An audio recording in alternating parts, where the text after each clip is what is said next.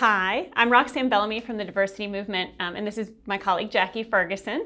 We recently wrote a book called The Inclusive Language Handbook, A Guide to Better Communication and Transformational Leadership. And what we wanted to do today is a sort of working session to sort of deal with expanding, evolving, uncertain, inclusive language issues that have come up in the last few weeks or months for us, and really just show how we figure out what to do in these cases. Because if you've read the book or are soon to read the book, you'll notice it's not comprehensive, right? We're not dealing with every single inclusive language issue that exists in the world. But we're getting to the core of and the meat of them.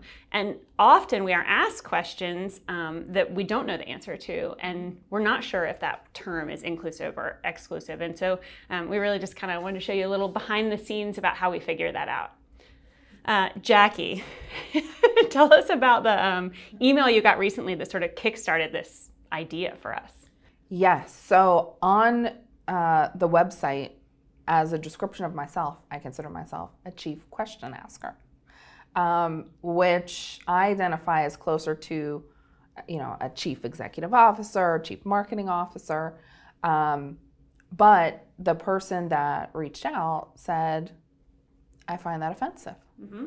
So then, you had to think about it, and then I wanted to have the conversation about, one, is it offensive? Mm-hmm. And then two, even if it's technically not wrong, do we choose not to use it anyway? Right.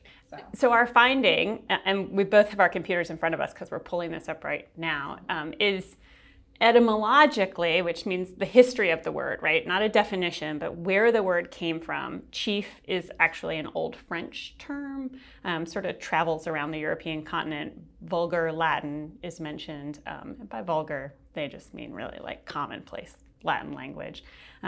It actually doesn't relate to native, indigenous, or Aboriginal people. It's kind of a term that Europeans put onto those communities.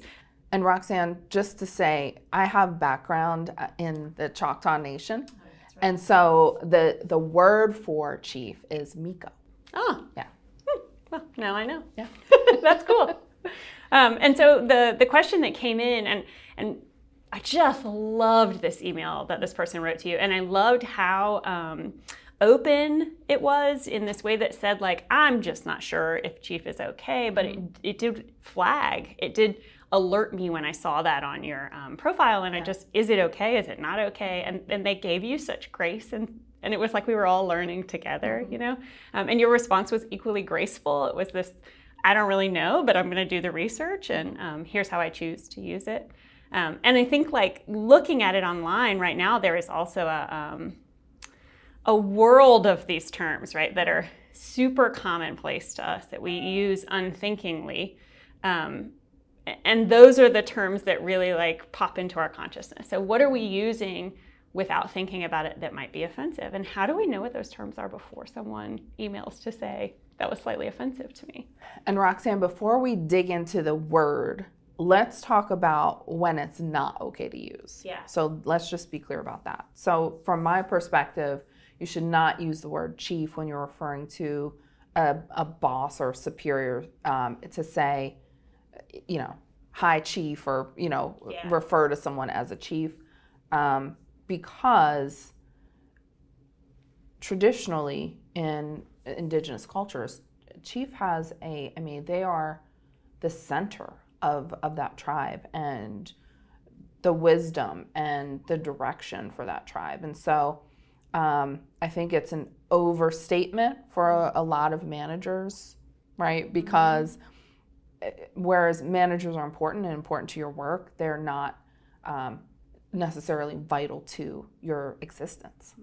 And so I wouldn't use that word to refer to an individual in a casual sense. But where we are going to explore it is in the titles, such as chief executive officer, chief of staff, that type of thing. Right.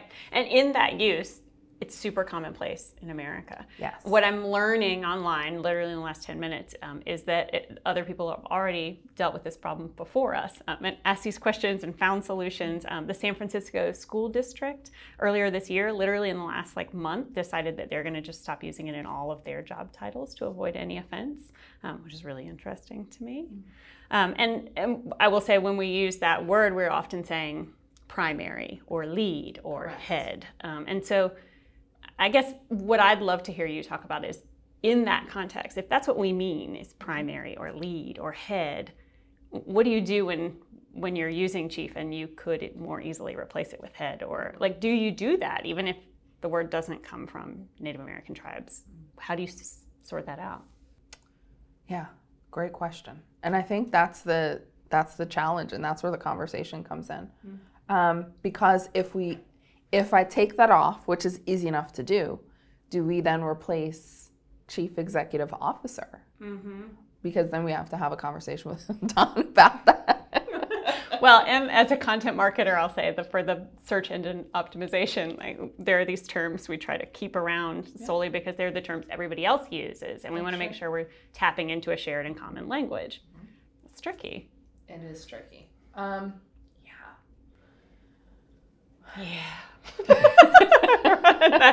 That's the answer, right? Right. And the thing about inclusive language is you don't often just have the answer, right? There's this moment of reflection where you really have to think about it, and that's something in the busyness of our day we don't take the time to do. But to practice inclusive language in the way that it's meant to be practiced, you do have to slow down and take those moments. And even if it's not right there in that very second, to go home and reflect and say, is that the right word? What does that word really mean? Where does it stem from? So, what do we do with that word in particular? And then as we grow as an organization, we also have to determine, will we have the C-suite, right, which is chief of marketing, sales, whatever, or do we opt for another word? Yeah. And what is the purpose of a title, period? So, question mark. What is the purpose of a title, question mark?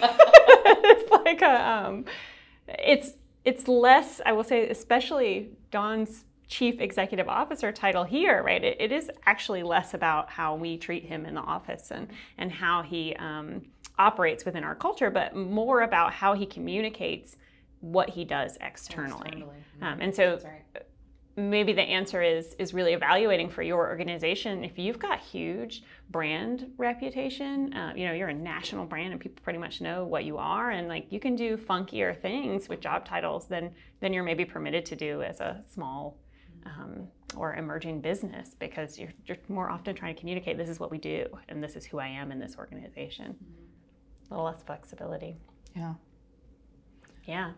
So technically, Roxanne, I think the word is not wrong to use in the context of a role within a corporation. But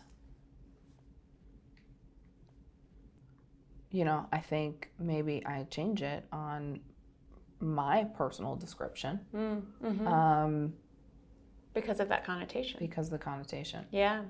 And, another thing to consider is whether or not you can argue the point.